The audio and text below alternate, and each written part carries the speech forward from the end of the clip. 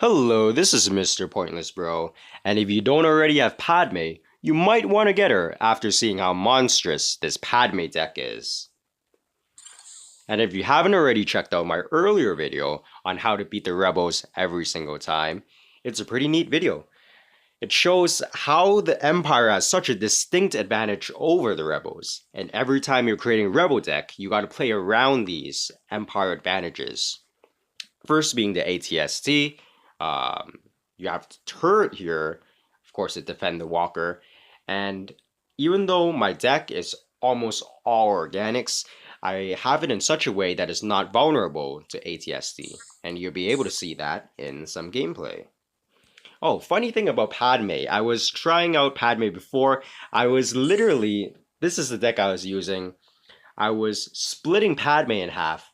I was putting my Marauders in the middle of the map so the Marauders would split apart. I could split apart my Troopers, the Pathfinders. So in a literal sense, I was literally split pushing my opponent. He didn't know which side to go after. And it worked pretty well until I met this guy, FFDDD. And he totally schooled me, so I had to make a more serious Padme deck. So yeah, this is the one.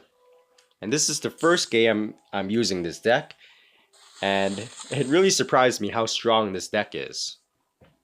You'll really be able to see that in this gameplay. And I have the Bantha in my deck, which allows me to slow push, and I also have the Drop Pod in my deck, which allows for some faster gameplay. And this is really nice. I love spawning up this guy. He's a he's a lot smarter than Governor Price or Callisis Unique. He gets out of danger very easily, and he does great damage even though I have him at level 1 here. So right now I'm just defending. I should be letting him and his units get more into my tower range, but since this is my first gameplay of his deck, I'm not being too serious. I defend with the Wookiee in front, Partisan in the back. And now that he's having a really strong push on me, I'm putting my turret up. Turret's the best way of defending. And I've got to catch up here, so I split push him by putting the Bantha on the left side. And I can actually get in some good damage here, just by splitting out my Padme, getting some extra damage. And he uses up all his energy to deal with me. And even though he used up all his energy, he's still going to push me right here, on the right side. Which I think he should be a little bit more patient and wait until his energy builds up again. But that's okay, I just deal with his small units, chase him out of here. And here we go. This is where I put down the Drop Pod. And while the Drop Pod tanks the damage, I have Padme's Unique, which follows me around, and I can split up her into two when I get to the turret's range, which allows me to deal extra great damage. So you see, even though I was behind in this game over here, I could just put a Drop Pod, and I could catch up to him really quickly. And I was also, as a side note, I was aware of the other side of the map. As soon as he tried to split push me with the light vehicle, I put a turret down. And this is pretty funny. I try to defend with the least energy possible, which is a couple of rebel troopers, and he preemptively hits me with a Slave 1 and kills me off. Fair enough. But I managed to leave a Wookiee behind to protect my Bantha, and now I have a push on him. And you notice all my units here are actually pretty tanky, so they're not very vulnerable to AoE. I'm not playing everything at once. I'm placing things that aren't going to be very vulnerable to AoE, like putting the Drop Pod down to assist my Bantha. And I just place an extra turret here just to kill him off so he can't push me. And then my Rebel Troopers is split in a funny direction here, left and right.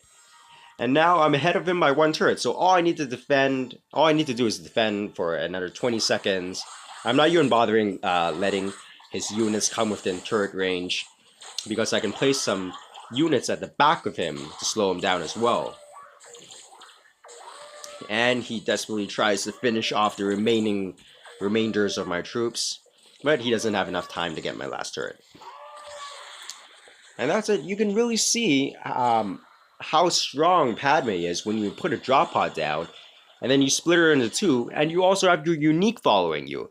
And that damage really accumulates.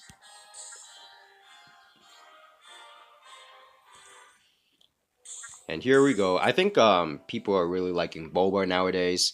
He's a great leader killer. So here I'm gonna be facing a level 6 Boba. Berlin. And I barely managed to squeak through this squeak through right this game. Level 6 is so high. I'm only level 2 with my Padme here with a level 1 unique. But I love gameplays like this because you can really see how powerful the deck is and what it's able to deal with. So I didn't really have a good play there, so I just put my turret up right into the middle. And if you have a better play, don't put your turret up right away because you need to be saving it as the rebels for the ATST,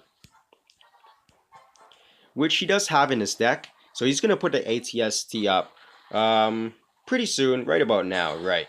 And I'm lucky to be able to cycle back right to my turret again, or else I'll be taking a lot of damage here. And I like putting the rebel troopers off to the side or near the middle right here, so it doesn't get caught up with the AoE, since it's some pretty soft units. And it's also a great distraction. Huh. And I actually managed to get off a little bit more damage than he does, which is great. So I'm trying to minimize the energy I'm spending, dealing with the Sand Trooper with only Padme herself. And then when I get to 10 energy, I'm going to slow push with the Bantha, the most effective way of playing slow pushing. And he's not going to play anything yet. So as I'm building up my slow push, I'm going to make sure that it's not too vulnerable by AoE by playing thick units here. The Wookiee is thick, the Bantha is thick, and the drop pod is not going to get caught up by AoE as well. And there we go. He uses a Slave 1, but he's not getting a lot of value there. And I'm not committing to my push too much, so I can defend, I can counter push him. Here I make it the mistake by putting down my turret, because he's a level 6 Boba. I felt he was gonna kill me off pretty quickly. So by placing my turret there too early, his ATST is gonna get a lot of damage off on my turret. Luckily I do have the Partisan. I place it at the back, so it kills off all the units relatively quickly, and the Partisan manages to get off a few ticks off his tower as well, so now we're even. And as always, as I get 10 energy, I put the Bantha right in the back. And he's going to be putting his Dewback in the back, so we both have a slow push going. And I'm going to use some Rebel Troopers right here at the back and put my Wookiee up. Now I'm not going to put too many units up together again, because they're going to get grouped together and explode. So that's why I wasn't rushing in with Padme as well. I was keeping at a distance with her and her unique, so I wouldn't die. And he's coming at me right now. Even though he wasn't using the walker yet, I had no choice but to put the turret down, because he is coming at me very heavily. And here I do manage to get some good damage off of the Wookiee and the Partisan, just in the nick of time to be able to kill off his walker. And right here, this is pretty lucky. He dies here because he has so little health. He doesn't really have time to get his health packs. He leaves some Bladesmen, but the Partisan just deals with it. The Partisan is so good, such an effective unit, that I'm able to get the very last turret. And there you go. You can see how Padme, even at a level 2, she can deal with a level 6 Boba. So after seeing how monstrous this deck is, go ahead and give it a try. Peace.